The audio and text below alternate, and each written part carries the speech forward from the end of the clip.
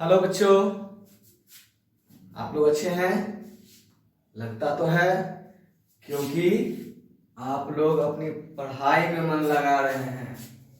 चलिए हम लोग आज त्रिभुज के दूसरे अध्याय पे जिक्र करेंगे, जिसमें हम लोगों ने पहले आपको पिछले क्लास में 2 क्वेश्चंस आपको दिए थे और मैंने कहा था कि आप लोग ये 2 क्वेश्चंस के अलावा भी अपने टेक्स्ट बुक से अलग से कुछ क्वेश्चंस को बनाइएगा। तो मैं उम्मीद करता हूं कि आप लोगों ने जरूर बनाया होगा।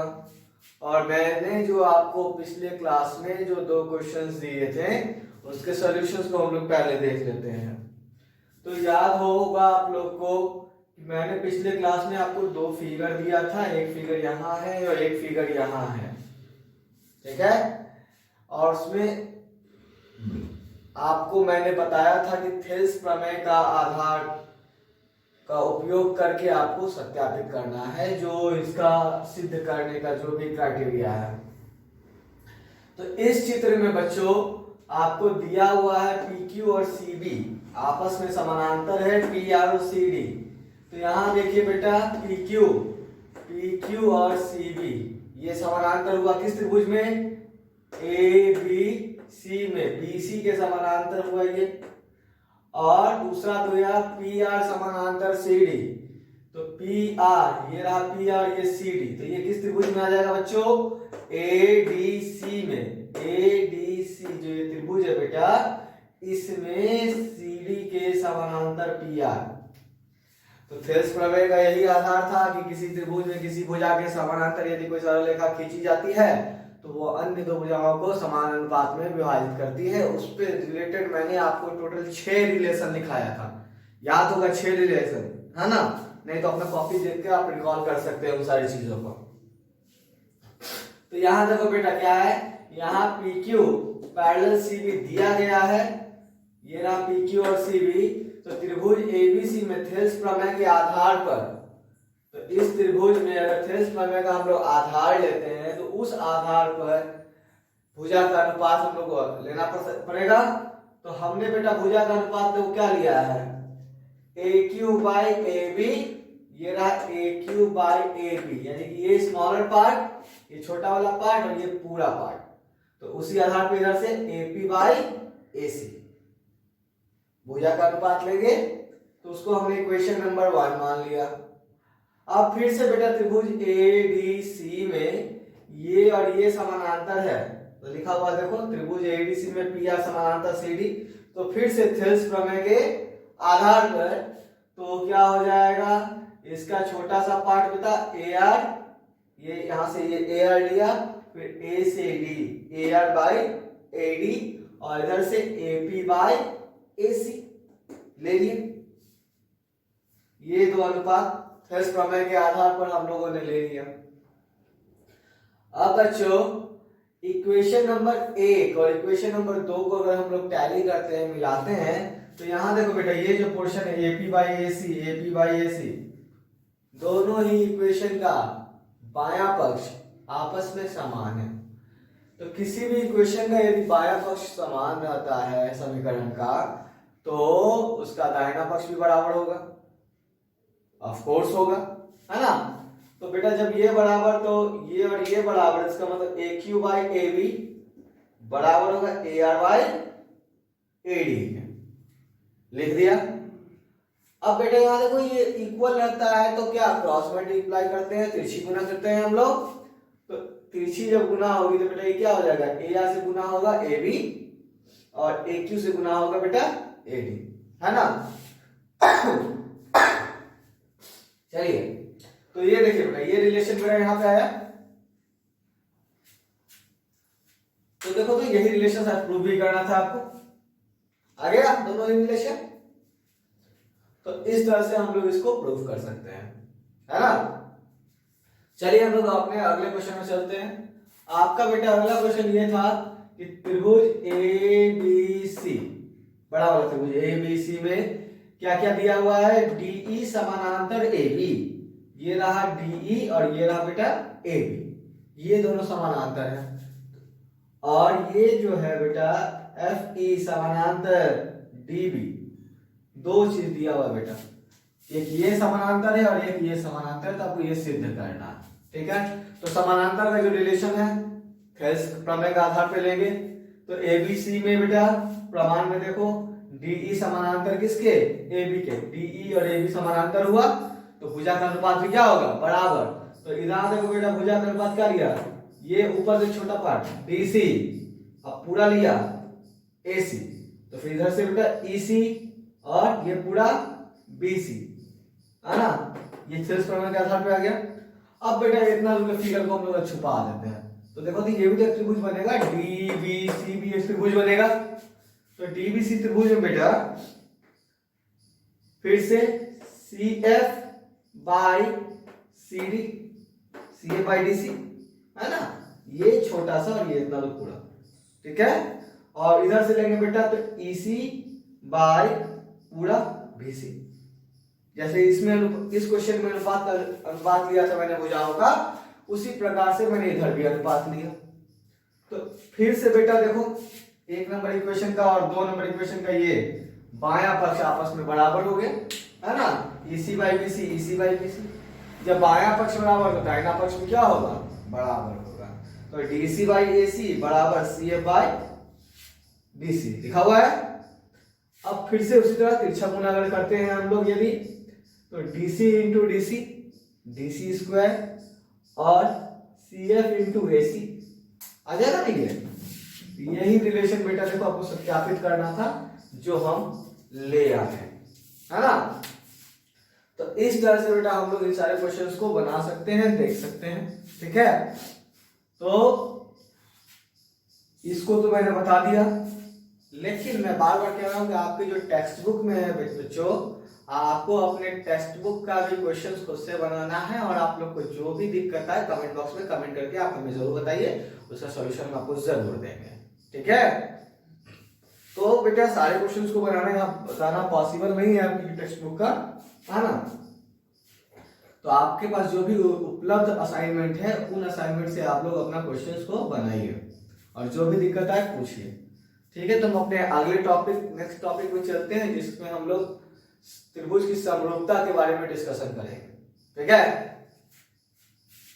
तो हम लोग आगे बढ़ते हैं। हम ऐसे अपने बेसिक क्लास में भी समरूपता के बारे में कुछ डिस्कशंस किए थे। तो समरूपता में मैंने आपको बताया था, शायद आपको याद हो, कि दो त्रिभुज आपस में समरूप होते हैं यदि उनकी भुजाएं, संगत भुजाओं का अनुपात आपस में बराबर हो और साथ ही साथ उनके संगत कोण भी आपस में बराबर हो। तो इस प्रकार से हम लोग दो त्रिभुज के समरूपता का निर्णय कर सकते हैं। तो अभी एक बार हम उसको और थोड़ा सा रफली देखेंगे, और फिर हम उसका एक प्रमेय देखेंगे। तो आइए चलते हैं हम लोग अपने अगले टॉपिक, अगले कंसेप्ट पे, कि मैं बोल रहा हूं बेटा आपको दो त्रिभुज यदि समरूप होंगे, समरूप होने के लिए बेटा क्या शर्त होता है, ये रहा बेटा त्रिभुज, एक त्रिभुज ये लिया, ये लिखा A B C D E F, दो त्रिभुज हमने ले लिया। मान लो बेटा ये कोण ए कोण डी के बराबर, कोण बी कोण ई के बराबर, और कोण सी कोण एफ के बराबर, ठीक है। तो ये हुआ कोण बराबर हो गए इनके, और भुजाओं का अनुपात का बराबर होना चाहिए, यानी यहां से बेटा ए बी, सी के सामने ए बी, तो सी मैंने बराबर लिया था एफ के, तो एफ के सामने डी ई, उसी प्रकार बेटा बी के सामने ए सी, बी बराबर लिया था ई के, तो ई के सामने बेटा क्या हो जाएगा, ये डी एफ, है ना। अब ए के सामने बेटा एक इस ए कोण के सामने क्या है बेटा, बी सी, और एक इसके बराबर लेंगे डी के, तो डी के सामने क्या हो जाएगा बेटा, ई एफ। यानी कि दो त्रिभुज के समरूप होने का सिद्धांत होता है कि उनके जो भुजाओं का अनुपात है, यानी ये भुजाओं का अनुपात बराबर होता है और उनके संगत कोण भी बराबर होते हैं। तो आज हम लोग एक थ्योरम करेंगे बच्चों, एक प्रमेय करेंगे जिसका नाम है कोण कोण कोण समरूपता, है ना। तो आपका प्रमेय कहता है कि दो त्रिभुज समरूप होंगे, दो त्रिभुज समरूप होंगे यदि उनके संगत कोण आपस में बराबर हैं। तो प्रमेय आपका क्या कहता है बेटा? प्रमेय दो त्रिभुज समरूप होंगे यदि उनके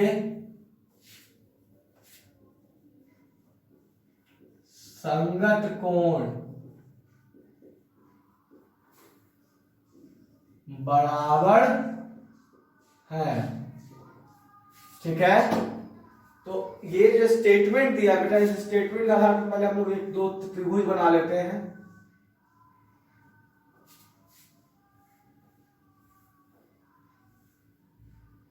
मान लेते हैं बेटा ये त्रिभुज ए हो गया, बी हो गया और ये सी हो गया, ये डी हो गया, ये ई हो गया और ये एफ हो गया। ठीक है, तो प्रमेय के आधार पे जो स्टेटमेंट है बेटा उसमें दिया गया है, आपको दिया गया है कि कोण ए बराबर मान लेते हैं बेटा कोण डी, कोण बी बराबर कोण ई और तथा कोण सी बराबर कोण एफ। ठीक है, यही ना, दो त्रिभुज समरूप होंगे तो यदि उनके संगत कोण आपस में बराबर होंगे। तो बच्चों यहां पर संगत कोण बराबर है तो समरूपता के बस दो नियम होते हैं, उनके संगत कोण बराबर होना चाहिए और भुजाओं का अनुपात बराबर होना चाहिए। तो यहां पर संगत कोण बराबर दिया हुआ है, यानी कि यदि हम भुजाओं का अनुपात ले आते हैं तो दोनों ही शर्त को ये सेटिस्फाई कर रहा है, क्योंकि संगत कोण तो बराबर दिया हुआ ही है और भुजाओं का अनुपात हम ले ही आए हैं। तो इस प्रकार से अगर भुजाओं का अनुपात अगर हम लोग ले आते हैं तो त्रिभुज बेटा समरूप हो जाएंगे। ठीक है, तो अब हम लोग दिया गया है तो इसमें एक छोटा सा रचना करते हैं बेटा।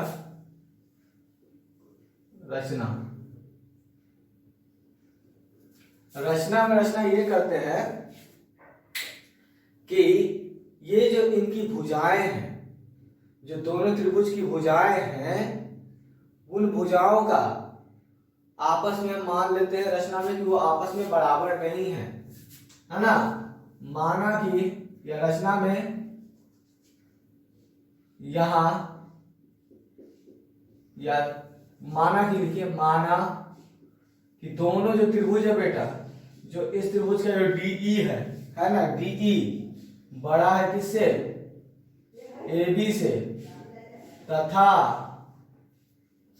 डीएफ बड़ा है एसी से, तथा दो और तथा का प्रयोग ना करें, कॉमा देकर काम चलाएं, तथा ईएफ बड़ा है बीसी से। इन दोनों त्रिभुजों में भुजाओं को मान लीजिए दोनों में असमानता है। असमानता मतलब ये जो डीईएफ का जो त्रिभुज बना, इसकी भुजाएं त्रिभुज ए बी सी के सापेक्ष बड़ा है। ठीक है, तो यदि हम बड़ा मानते हैं तो क्या करेंगे यहाँ पे? तो देखिए एम और एन, एम तथा एन दो बिंदु,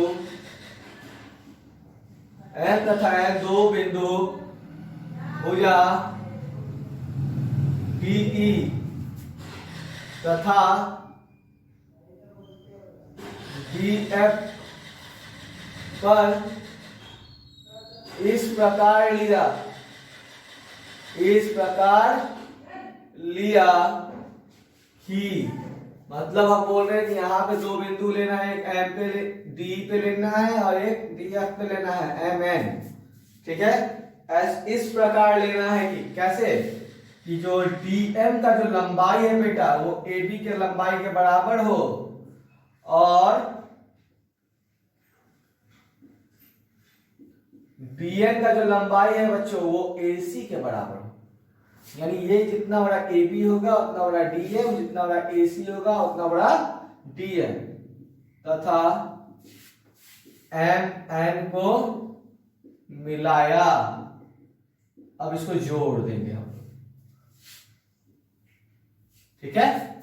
ये बेटा रचना आपको करना पड़ेगा, ठीक है। अब रचना के बाद बेटा आता है प्रमाण। तो यहां बेटा देखो त्रिभुज ABC तथा त्रिभुज DMN में, त्रिभुज ABC और त्रिभुज DMN में, ABC में बच्चों आपका AB बराबर DM है रचना के आधार पर।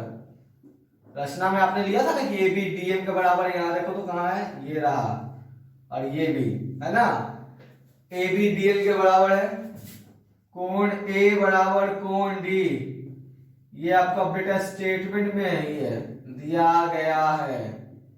देखो A बराबर D दिया गया है ना। AC बराबर DN, ये भी बेटा रचना के आधार पर, रचना से, है ना। तो ये देखो ये त्रिभुज ABC और त्रिभुज DN में ये जो AB है DM के बराबर, AC बराबर DN, और ये कोण बराबर ये कोण दिया हुआ है। तो भुजा कोण भुजा सर्वांग समता के आधार पे दोनों त्रिभुज सर्वांग सम हो जाएंगे। सर्वांग सम में एक सर्वांग समता का नियम था कि यदि कोई दो त्रिभुज के दो भुजा और के बीच का संगत कोण यदि आपस में बराबर हो तो त्रिभुज आपस में सर्वांग सम होते हैं। तो उस आधार पर देयरफॉर त्रिभुज ABC सर्वांग सम त्रिभुज D। अब बेटा त्रिभुज यदि सर्वांग सम हो गए तो उनकी जो संगत भुजाएं हैं या संगत कोण हैं वो भी आपस में बराबर होंगी। तो यहाँ पे बेटा त्रिभुज आपका हो गया सर्वांग सम। जब बेटा त्रिभुज हो गया सर्वांग सम तो बेटा देखिए उनके संगत कोण, यानी कि यहाँ देखो बेटा AC, ये रहा AC के सामने इसमें हो गया बेटा कोण B, तो देयरफॉर कोण B बराबर AC बराबर था तो बेटा देखो किसके थे, DN, है ना। तो DN के सामने बेटा कौन सा एंगल है, एंगल M, तथा उसी तरह बेटा AB के सामने हो गया आपका कोण C और DM के सामने हो गया कोण M। ये बेटा CPCT का रिजल्ट है। इसको हम लोग बोलते हैं corresponding part of congruent triangle, 9th में पढ़े होंगे आप लोग, है ना। अब जब ऐसा हो गया तब क्या करेंगे, लेकिन यहां देखो बेटा इसको आप दिया गया जो इक्वेशन है उसको आप मान लो 1, है ना, और यहां जो दिया है इसको मान लो 2। 1 और 2 को जब आप तुलना करोगे 1 और 2 से, 1 और जब 2 का हम तुलनात्मक अध्ययन करेंगे तो यहां देखेंगे बेटा कि B देखो ये किसके बराबर है, E के, और यहाँ B है M के बराबर, C है यहाँ F के बराबर और C है यहाँ बेटा N के बराबर, है ना। तो यहाँ BE के बराबर BM के बराबर है, तो इसका मतलब M और E आपस में बराबर होगा, है ना।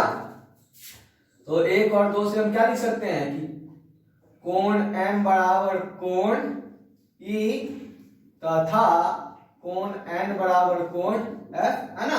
CF के बराबर CN के बराबर, तो C दोनों में कॉमन इसलिए N बराबर F हो गया। तो ये देखो बेटा, लेकिन ये जो कोण आया बेटा M और E हो गया बराबर, यहाँ ये कोण और ये कोण हो गया बराबर, तो ये जो कोण बना बेटा ये संगत कोणों का युग्म बना, है ना। यहां ये संगत कोणों के युग्म है। जब संगत कोण का बेटा युग्म है इसका मतलब क्या हुआ कि जब संगत कोण बराबर होते हैं तो भुजाएं आपस में समानांतर होती हैं। तो जब संगत कोण का ये जब युग्म बन गया बेटा ये, तो देयरफॉर MN समानांतर EF, है ना, MN और EF हो गया समानांतर। अब जब त्रिभुज DEF में MN और EF हो गया समानांतर, तो थेल्स प्रमेय के आधार पर बेटा, समानांतर का नियम था उसमें, थेल्स प्रमेय के आधार पर, ठीक है। तो थेल्स प्रमेय के आधार पर जब भुजाएं समांतर होती हैं तो भुजाओं का अनुपात आपस में बराबर होता है। तो जब ऐसा होगा तो बेटा क्या लिख सकते हैं हम लोग, इधर से dm बाई, ये छोटा पार्ट इधर से पूरा ले लेते हैं, तो dm बाई de, और इधर से dn बाई df, इसको इक्वेशन 3 मान लेते हैं, ठीक है। थेल्स प्रमेय के आधार पे ये भुजा का रेशियो आ गया ना, dm by de dn by df। कोई दिक्कत नहीं हुआ होगा। तो यहां पे बेटा जब ये रिलेशन आया dm by de dn by df, तो यहां फिर से इसको कंस्ट्रक्शन में देखो, तो यहां पे थोड़ा सा हम लोग फिर से जगह ले लेते हैं, यहां लिखते हैं रचना से मान बदलने पर, मान बदलने पर। रचना में देखो बेटा dm किसके बराबर है, AB के, और dn किसके बराबर है, AC के।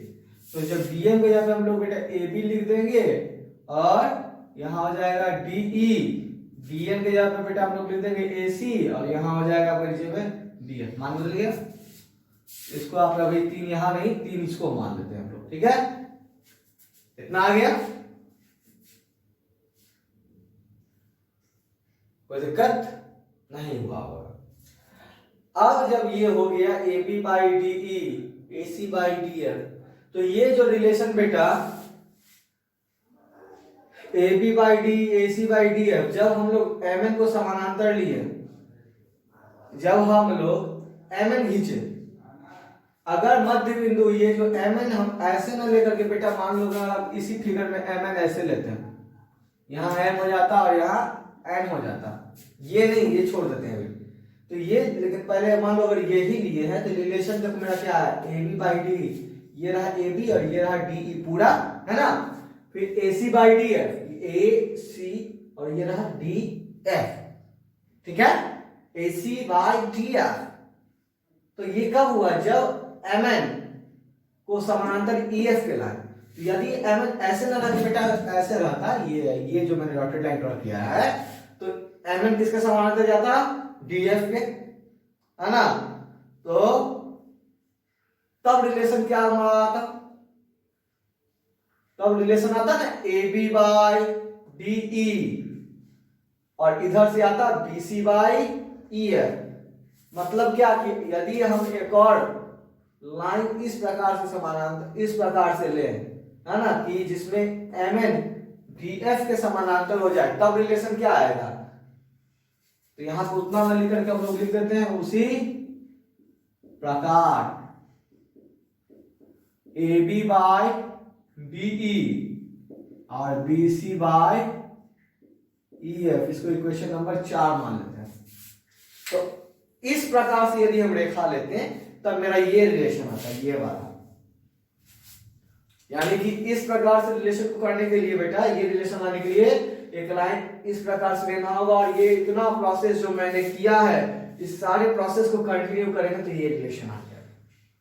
तो उतना ना लिख कर, उतना ना करके हमने डायरेक्ट वहां पे लिख दिया उसी प्रकार। उसी प्रकार का मतलब हुआ कि यानी अभी तक जिस प्रकार से हम लोग करते आए, यदि उसी प्रकार किया जाए तो ये रिलेशन आ जाएगा।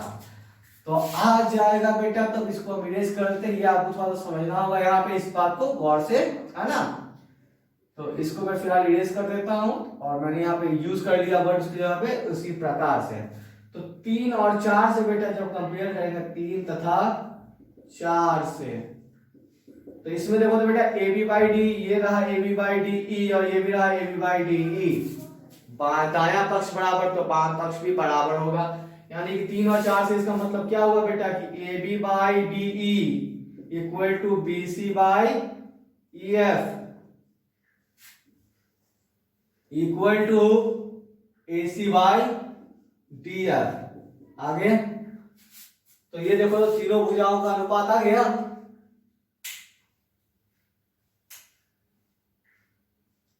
तीनों भुजाओं का अनुपात आ गया। जब तीनों भुजाओं का अनुपात आ गया इसका मतलब त्रिभुज क्या होंगे, आपस में समरूप होंगे। ठीक है, तो देयरफॉर त्रिभुज ए बी सी समरूप त्रिभुज डी ई एफ सत्यापित। इसमें बेटा पूरा हम लोग का सत्यापन में हमको नहीं लगता कि आपको समझ में नहीं आया, समझ में बहुत कुछ आया हो, लेकिन इसमें एक चीज छूट गया है, शायद हमने गौर नहीं किया या लिखना भूल गए, है ना। तो भूला क्या है मैंने, यहां पे दिया गया है के बाद क्या लिखते हैं, सिद्ध करना है, तो वो लाइन ही छूट गया बेटा, यहां डाल देते हैं सिद्ध करना है क्या, कि त्रिभुज ए बी सी समरूप त्रिभुज डी ई एफ, है ना। थोड़ा सा छूट गया था, कोई बात नहीं, ठीक है। तो ये इस प्रकार से हम दो त्रिभुज को समरूप सिद्ध कर सकते हैं, है ना। तो अगर ये लेक्चर आपको एक बार में नहीं समझ में आया होगा तो इसको रिपीट करके कंटिन्यूअस देखिएगा, जरूर समझ में आएगा। और उसके बाद भी दिक्कत आती है आप लोगों को, तो आप लोग को क्या करना है ये आप लोग भली भांति जानते हैं। आप लोग को कमेंट बॉक्स में कमेंट करना है, या मैंने आपको अपना पर्सनल नंबर व्हाट्सएप के लिए दिया हुआ है, आप उस नंबर पे हमसे कांटेक्ट करके अपने क्वेश्चंस को पूछ सकते हैं। तब तक के लिए मैं चाहूंगा कि ये जो मैंने आपको प्रमेय बताया इसको आप अच्छी से देखें, है ना, और अपने प्रीवियस टेक्स्ट के आधार पर आप लोग अपने क्वेश्चंस को, अपने टेक्स्ट बुक के क्वेश्चंस को बनाइए और प्रमेय को अच्छे से कीजिए। तब तक के लिए टेक केयर, बाय बाय।